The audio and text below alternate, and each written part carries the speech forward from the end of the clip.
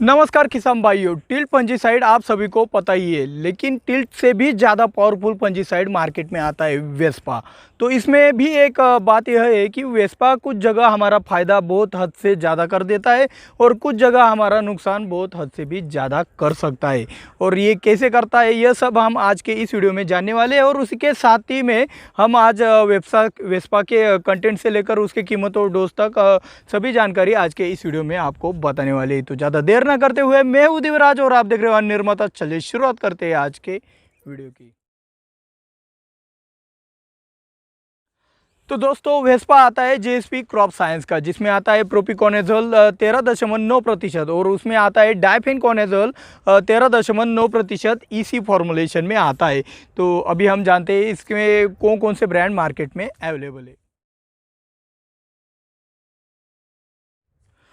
तो दोस्तों वेस्पा अलग अलग नाम से मार्केट में आता है, जैसे कि सिजेंटा कंपनी का है यह टेस्पा के नाम से आता है, एचपीएम कंपनी का यह रोबोकॉप के नाम से आता है, डीजीपीएल कंपनी का यह संजोग के नाम से आता है, crop growth private India limited का यह क्रॉपिजोल सुपर के नाम से आता है। ऐसे करके ये अलग अलग कंपनियों के अलग अलग नाम से मार्केट में आपको अवेलेबल होता है।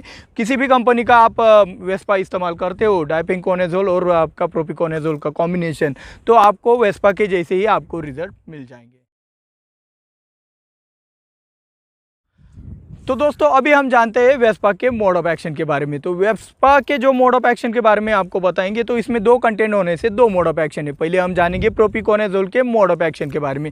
तो प्रोपिकोनेजोल ट्राइजल ग्रुप का सिस्टेमिक फंजीसाइड है, जो कि आपकी जो डिसीज होती है, वो जो फंगस होती है, उसके जो सेल मेम्ब्रेन बनने का जो काम चलता है, उसको ब्रेक डाउन करने का काम ये आपका प्रोपिकोनेजोल करता है। और रही बात आपके प्रोपिकोनेजोल की, तो ये वुड प्रिजर्वेटिव के रूप में भी काम करता है, यानी कि वुड को प्रिजर्व करने के लिए, यानी कि उसको लंबे समय तक टिकाने के लिए भी आपका प्रोपिकोनेजोल बहुत ही अच्छे से काम करता है। तो अभी हम जानते हैं डाइफेनकोनेजोल के मोड ऑफ एक्शन के बारे में। तो भाई डाइफेनकोनेजोल ट्राइजल ग्रुप का ब्रॉड स्पेक्ट्रम सिस्टेमिक फंजीसाइड है, जो कि प्रिवेंटिव और क्यूरेटिव दोनों तरीक़ों से बहुत ही बढ़िया काम करता है। इसमें एक्रोपेटल एक्शन भी है। एक्रोपेटल एक्शन मतलब क्या होता है, अगर आप इसका छिड़काव आपके फसल के ऊपर करते हो तो ये ऊपर की तरफ जाता है, ऊपर की जो नई पत्तियाँ आती है, तो उसको भी ये प्रोटेक्शन देने का काम अपने आप कर देता है एक्रोपेटल एक्शन के जरिए। और हाँ, इसमें ट्रांसलेमिनार एक्शन भी है। ट्रांसलेमिनार एक्शन मतलब यह ऊपर से नीचे की ओर, पत्तियों के ऊपर से नीचे की ओर आराम से जा सकता है। और हाँ, ये इसकी एक एक्शन तो आपके प्रोपिकोनेजोल जैसी है। ये फंगस के सेल वॉल को बनने से रोकने का काम करता है, जिससे फंगस अपने आप बहुत ही अच्छी तरीके से मर जाती है। तो दोस्तों वेस्पा जिन जिन के फंगस के ऊपर काम करता है, उनके इमेजेस आप अभी स्क्रीन पर देख रहे हो। ये पहला काम करता है पाउडरी मिल्ड्यू के ऊपर। पाउडरी मिल्ड्यू आपको पता है कि पत्तियों के ऊपर जो आपको सफ़ेद वाली फंगस दिखाई देती है, उसे हम पाउडरी मिल्ड्यू कहते हैं। ये डाउनी मिल्ड्यू के ऊपर भी काम करता है, यानी कि जब आपको कंफ्यूजन हो कि पाउडरी मिल्ड्यू का क्लाइमेट है या फिर डाउनी मिल्ड्यू का, तब ये दोनों के ऊपर बहुत ही अच्छे से काम करता है। तो आपका कंफ्यूजन भी ये अब बहुत हद तक कवर कर देता है। ये एंथ्रेक्नोज के ऊपर भी बहुत ही अच्छे से काम करता है। एंथ्रेक्नोज की इमेज भी आप अभी स्क्रीन पर देख रहे हो। ये डायबैक के ऊपर भी बहुत ही अच्छे से काम करता है। डायबैक के जो किसान है भाई, ये लॉक करता है, तो इसके बारे में भी हम खास बात में आपको और भी डिटेल में बताने वाले। तो ये लीफ स्पॉट के ऊपर भी काम करता है। जो धब्बे आते हैं हमारी पत्तियों के ऊपर, आप अभी स्क्रीन पर भी देख रहे हो, तो ये उसके ऊपर भी बहुत ही अच्छे से काम करता है। और ये रही बात, ये ब्लाइट पे भी बहुत ही बढ़िया काम करता है। तो ब्लाइट की भी इमेज आप अभी स्क्रीन पे देख रहे हो। ये अर्ली ब्लाइट और लेट ब्लाइट दोनों के ऊपर बहुत ही अच्छे से काम करता है। तो दोस्तों वेस्पा टमाटर, मिर्च, बैंगन, सोयाबीन, शिमला मिर्च, तुरई, गुलाब, अंगूर, अनार, कपास जैसे सभी फसलों में आप बेझिझक इस्तेमाल कर सकते हो। कुछ फसलों के नाम मैंने यहाँ पे नहीं भी लिए होंगे, फिर भी इसका इस्तेमाल आप लगभग सभी फसलों में आराम से कर सकते हो। कॉम्बिनेशन इसका, यानी कि वेस्पा का कॉम्बिनेशन आप किसी भी केमिकल के साथ बेझिझक कर सकते हो, लेकिन वो कॉम्बिनेशन करते वक्त आपको एक बात ध्यान में रखनी चाहिए कि भाई कॉम्बिनेशन में कोई और भी मतलब ये दो सिस्टेमिक फंजीसाइड एक साथ तो मिला दिए, आपको सिर्फ इसके साथ एक कॉन्टैक्ट फंजीसाइड मिलाना है और कुछ इंसेक्टिसाइड होगा तो वो मिलाना है। और भी एक और सिस्टेमिक फंजीसाइड अगर आप इसके साथ मिलाते हो तो स्कॉर्चिंग आने की संभावना रहेगी।